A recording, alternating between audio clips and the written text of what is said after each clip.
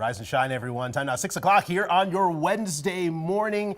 Jason Hackett and Alicia Lewis here with you. Our buddy meteorologist John Ziegler is back. I thought he was going to pull a hangover, but he's here. And just never show up and there's come a last tiger minute. And Mike Tyson and all that stuff. But no, he's here with us. John, welcome back, buddy.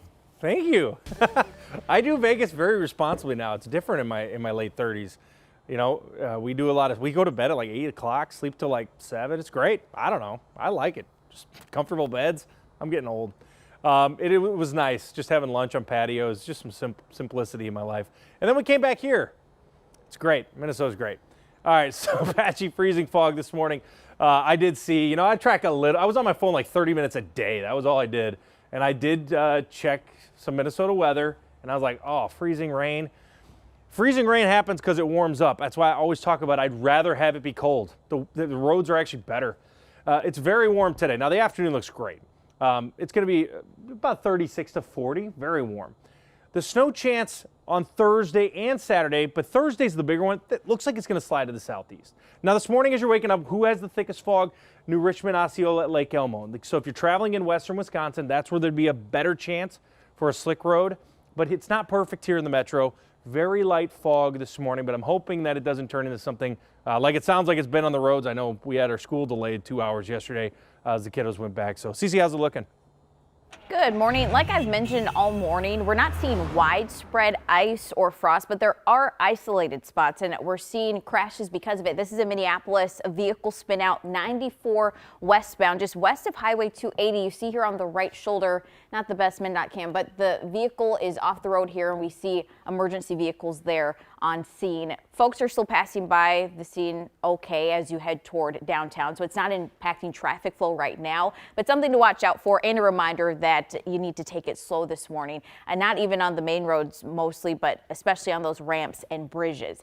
Traffic flow, though, still great this morning. I'll keep my eye on that all morning. Cece, thank you. We'll check back soon. Let's get back to our top story this morning. Right now, Minnesota's largest school district and its teachers union are working to avoid a strike that could close school as soon as tomorrow. So they've been in mediation for nearly 24 hours now. Our Audrey Russo is closely watching for updates from Anoka Hennepin. Good morning, Audrey.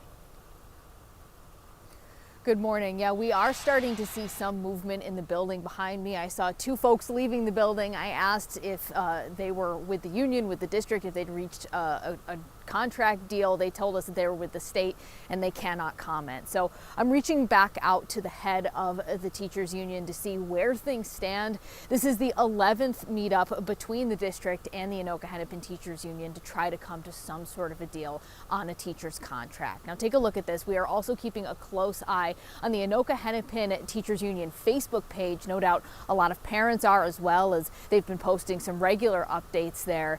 Now, if the district were to not reach a deal with the union, the teachers would walk off the job tomorrow, and that means nearly 40,000 kids would be without classes. Regular classes, K through 12, would be canceled, as would many after-school activities. Now, when it comes to the biggest sticking point in this negotiation process, which has been going on since June, it's really come down to health insurance premiums. The teachers union says that their premiums went up about 22%. They're asking the district for more help, in addition to pay raises. Now, the district says that their hands are tied budgetarily, saying that they've got a $22 million deficit that they are working to correct. Jason, Alicia? Audrey, I know you're going to let us know as soon as you hear anything from either side, but I assume parents are scrambling today trying to figure out childcare for potentially tomorrow. Yeah, certainly trying to find some other option. Now, the district did tell us that students who are involved and enrolled in the Adventure Plus before and after school care program, they say that that program is going to switch, if there is in fact a strike, is going to switch to a full day format. However, the district says they can't accommodate any new kids in that program if a strike is in place. Back to you. And a lot of parents are going to potentially be scrambling if this strike does happen. All right, Audrey, we know you're on top of it. Please keep us updated. Thank you very much. We are live in our nation's capital for another major story we're following right now. In just a few hours, 3 Minnesota reps will be testifying on the widespread fraud in our state's social service programs. Our investigative team has reported on this fraud for years. In fact, our AJ Legault uncovered the fraud in the housing stabilization program that led the governor to shut down the program. He's in D.C. now to cover the hearings.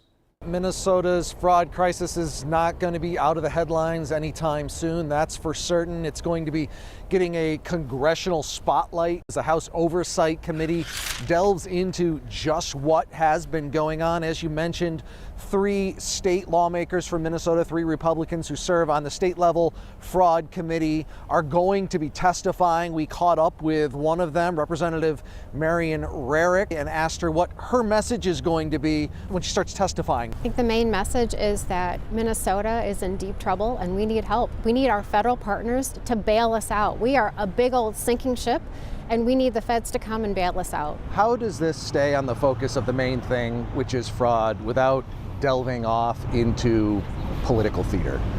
Well, I'm sure there'll be plenty of political theater. There's nothing that the 3 lawmakers from Minnesota can do to stop that. But we will do our best to present the information in front of the committee and frankly in front of the whole nation of what's really happening and what we actually know. There's already another hearing scheduled for February 10th where the committee chairman has asked Governor Walz and Attorney General Keith Ellison to testify. Governor Walz has said, he's willing to cooperate with Congress, but he's labeled these hearings political circus. AJ, thank you. Of course, we're going to be streaming those hearings live starting at 9 a.m. You can watch on KARE 11 Plus, our app for your TV, and also on KARE11.com. Developing overnight, a new report on the State Department of Human Services is raising questions about how hundreds of millions of dollars in behavioral health grants are being handled. According to the audit, the Behavioral Health Administration within DHS did not comply with most requirements, overpaid grant recipients and paid recipients for costs that they shouldn't have. The report also claims DHS employees attempted to cover their tracks after the audit began. Frankly, in the 27 plus years I've been with OLA, I have never seen this before. I will say we have had suspicions periodically, but we have never been able to prove it, to document it, and we did in this case, and it's very troubling. Now they're in charge of programs for mental health, plus drug and alcohol abuse services. And this all comes as the Trump administration says it's withholding even more funding for Minnesota over fraud concerns. Officials say that the money was allocated for programs that support needy families. The administration hasn't given any more details on the pause of or the fraud claims. And several other Democratic-led states are facing the same funding freeze. This morning, Brian Pippett will walk out of prison a free man after spending 27 years behind bars for a murder the Attorney General's office says that he did not commit. This is his family hugging him after the Pardons Board commuted his sentence. He was convicted of the 1998 murder of an 84-year-old store owner, but new evidence and changed witness testimony put his case under review. Our Lauren Lemanchek has followed this case and spoke with Brian Pippett exclusively ahead of his release. That story is coming up at 6:45. Well, time now 6:09. We have breaking news just into the newsroom in the last few seconds here. We mentioned that Audrey was out at the Anoka Hennepin headquarters and she was seeing movement. Well, we're learning now that a strike has been averted in the Anoka Hennepin School District. The district telling us they have reached a tentative agreement. We're going to have an update from Audrey very, very soon. But again, that strike has been averted. I know a lot of parents feeling relief this morning. A lot of teachers feeling that relief as well. So we're going to keep you updated. We're seeing much better conditions on the road this morning, but here's a good reminder to take it slow. This crash caught on camera in Oak Park Heights yesterday morning shows a driver sliding into a state trooper's squad car. Yikes. They were stopped at another accident and outside of their cars when this all happened.